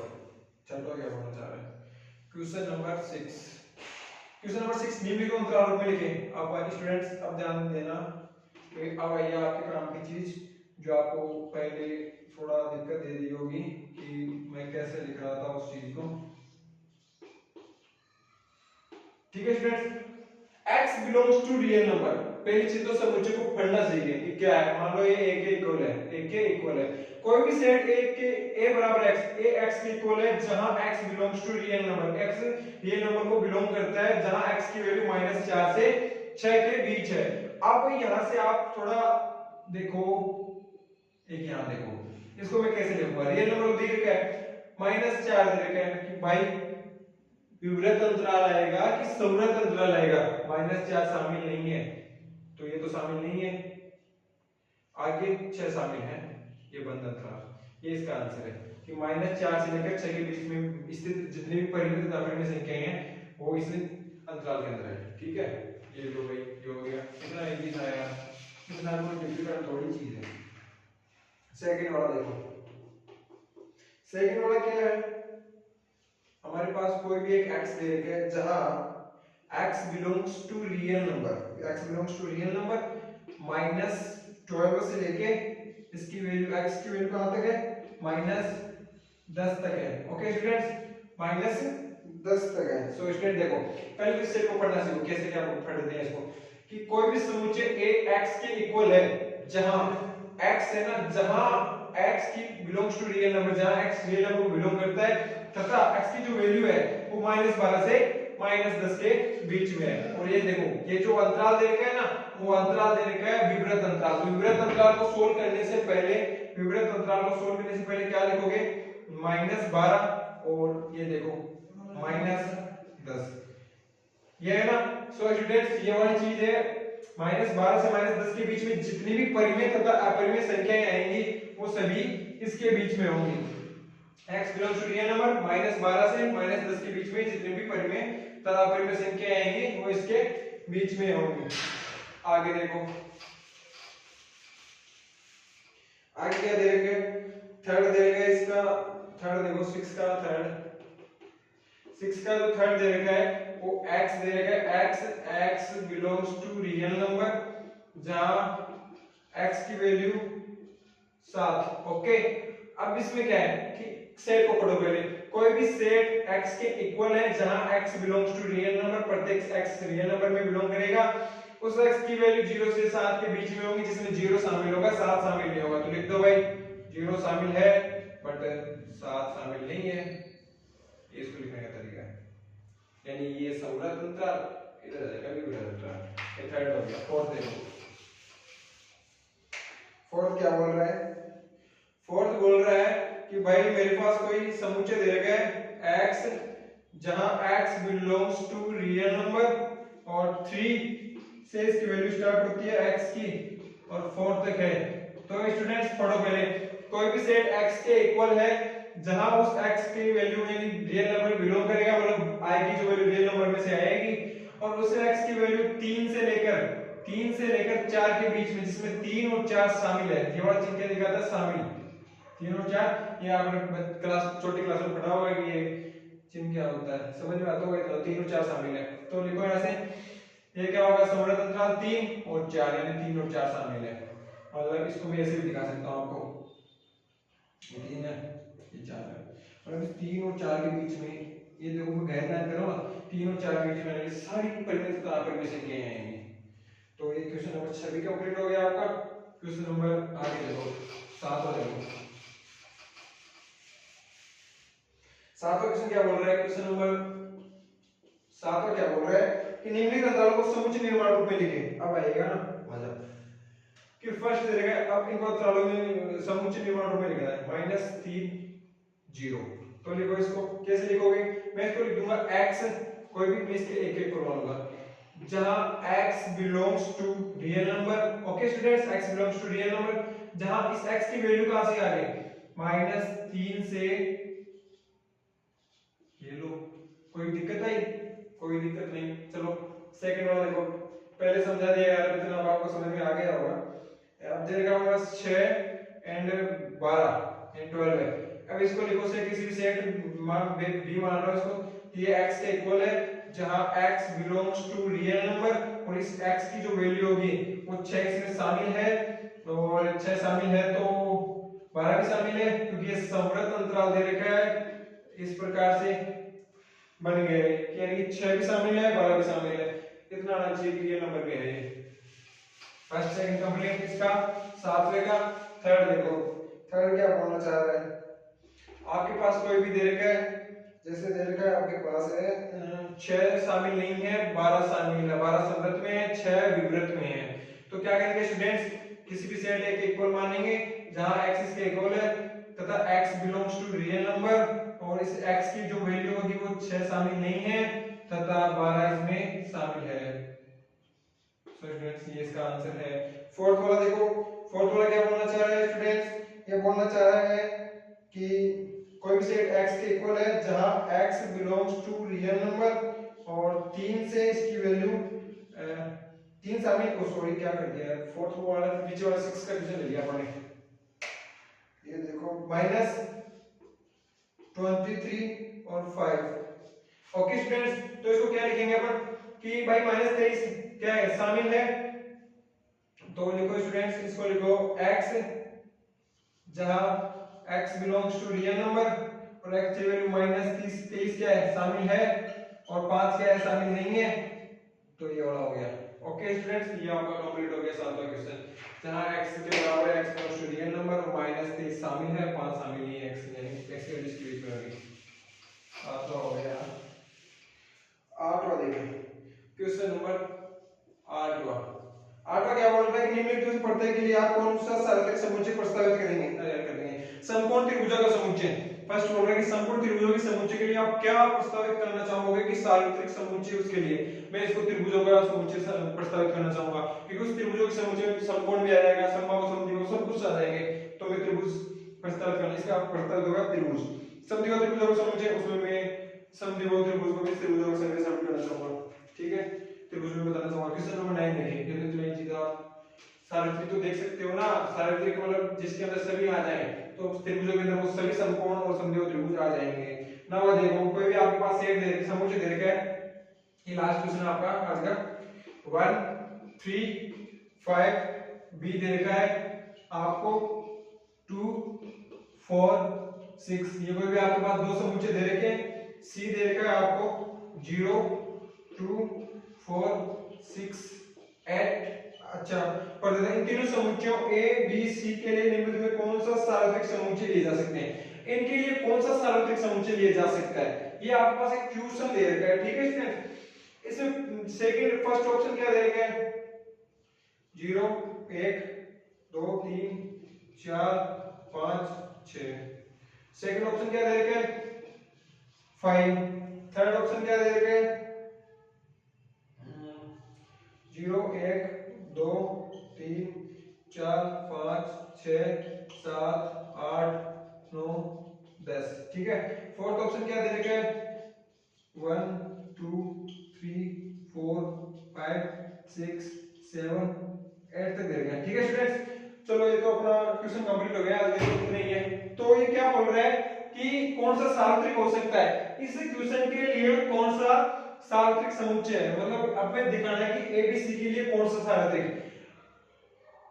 सार्वत्रिक का मतलब क्या है कि सार्वत्रिक समुच्चय में जितने भी सेट लेंगे बाहर, वो सभी इस सार्वत्रिक के उपसमुच्चय होने चाहिए, कि ए का प्रत्येक एलिमेंट भी उस सार्वत्रिक में उपस्थित होना चाहिए, बी का प्रत्येक एलिमेंट भी उस सार्वत्रिक में उपस्थित होना चाहिए, सी का प्रत्येक एलिमेंट भी उस सार्वत्रिक में उपस्थित होना चाहिए। तो देखो स्टूडेंट्स, क्या इसमें मान लो देखो क्या हो रहा है कि ए का क्या प्रत्येक एलिमेंट इसके अंदर है 1 3 5 हाँ है 2 4 6 है इसमें 2 4 6 है 0 2 4 6 8 है 8 कहां से लाओगे भाई तो ये तो सार्वत्रिक हुआ ही नहीं मतलब कोई एक एलिमेंट भी इसके अंदर उपस्थित नहीं है तो सार्वत्रिक कैसे होगा सार्वत्रिक तो ऐसे मान लो यूनिवर्सल है यू मानी तो यूनिवर्सल यानी यूनिवर्सल में वो सब कुछ समाहित होता है यानी वो प्रत्येक उपसमुच्चय होंगे जो इसके अंदर समाहित होंगे ठीक है तो ये सभी इसका उपसमुच्चय नहीं कहलाएंगे 5 यार क्या यार त्रिक समुच्चय लेके आ रहे हो सामने तो ऐसा पॉसिबल ही नहीं है ये क्या यूनिवर्सल कैसे होगा यानी ये सार्वत्रिक कैसे होगा क्या इसके अंदर ये सभी एलिमेंट आ जाएंगे नहीं आएंगे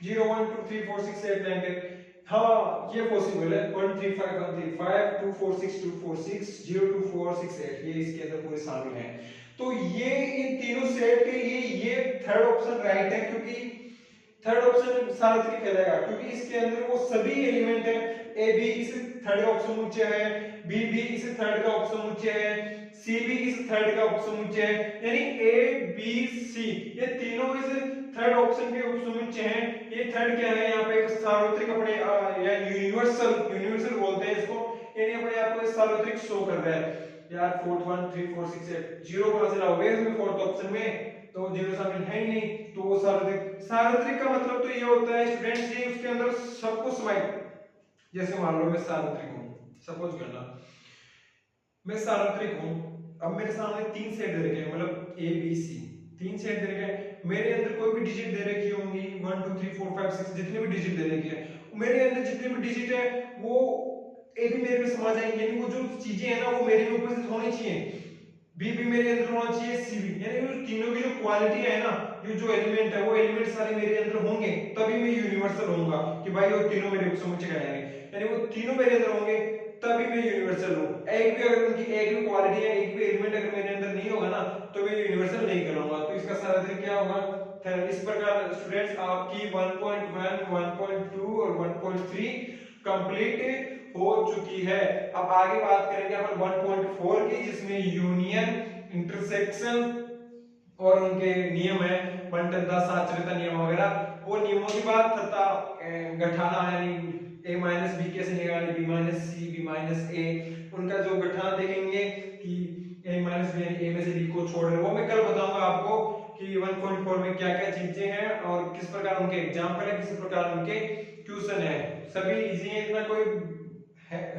बेहतरीन चीजें मतलब बेहतरीन है नहीं हार्ड है नहीं सब कुछ कॉन्सेप्ट बेस पे है बस समझ में आना चाहिए एक एक चीज पे आपको गौर करना आना चाहिए कि मैं ऐसा क्यों बोल रहा हूँ कि सेट का कोई भी एलिमेंट अपने सेट से बिलोंग करता है और सेट किसी मतलब कोई भी सेट अपना उपसमुच्चय कब होता है मतलब होता है ये बात कंफर्म है कि प्रत्येक सेट अपने सेट का उपसमुच्चय होता है 5 अपने सेट का उपसमुच्चय क्यों होता है यही सारी चीजें मैंने आपको बताई हैं हर चीज को मैंने गौर करके बताया अगर हर एक बात पे अगर फोकस रखोगे मेरी लाइन पे बात करने के तरीके पे कि मैं क्यों बोलना चाह रहा हूं तो आपको समझ में आ जाएगा सो स्टूडेंट्स हमने 1.1 1.2 एंड 1.3 तीनों कंप्लीट कर ली तीनों के एग्जांपल कंप्लीट कर लिए तीनों के क्वेश्चन कंप्लीट कर लिए तीनों जो तीनों अभ्यासों के जितने भी थ्योरी कॉन्सेप्ट था वो थ्योरी कॉन्सेप्ट को समझते हुए हमने सारे क्वेश्चन सॉल्व किए हैं तो हमारा 1.1 1.2 एंड 1.3 कंप्लीट हो चुका है तो अपन नेक्स्ट लेक्चर में मिलेंगे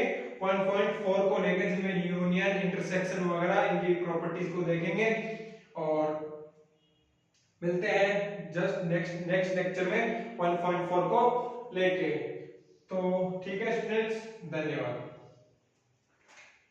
इतना हार्ड नहीं है सब कुछ इजी सा है बस थोड़ा समझने की कोशिश करें इतना हाँ समुच्चय है कि पहली बार देख रहे हो कि यार कोई मंजिला कोष्ठक क्या फाई क्या क्या है क्या बोल रहे हैं सर पहली बार है पर एक बार समझ जाओगे इनको तो ये सब चीजें डिपेंड करता है प्रैक्टिस पे आप जितनी ज्यादा प्रैक्टिस करोगे उतनी जल्दी आपको समझ में आ जाएगा जितनी ज्यादा नए क्वेश्चंस देखोगे उतनी जल्दी समझ में आएगा पर इससे पहले समझने की कोशिश तो करो परिभाषा पे इनके कॉन्सेप्ट पे तो वर्क करो कि इनके कॉन्सेप्ट बोलना क्या चाह रहे हैं अब आप जब समझ ही नहीं पाओगे कि फाइव प्रत्येक समुच्चय का उपसमुच्चय क्यों होता है कोई भी एलिमेंट अपने सेट से क्यों बिलोंग करता है कोई भी सेट अपने सेट से कभी बिलोंग नहीं करता है प्रत्येक सेट अपने सेट का उपसमुच्चय होता है समुच्चय का सारणीबद्ध रूप से समुच्चय निर्माण रूप इन्हें मैं कैसे लिख पा रहा हूँ कोई भी अंतराल है वो अंतराल को मैं कैसे शो कर पा रहा हूँ ये चीजें समझोगे, एक एक चीज फोकस करोगे, सब कुछ समझ में आ जाएगा। इतना कोई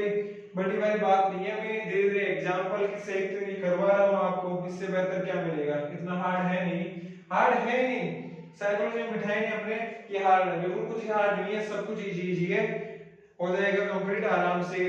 धीरे धीरे समझने की कोशिश करें। ठीक है, धन्यवाद।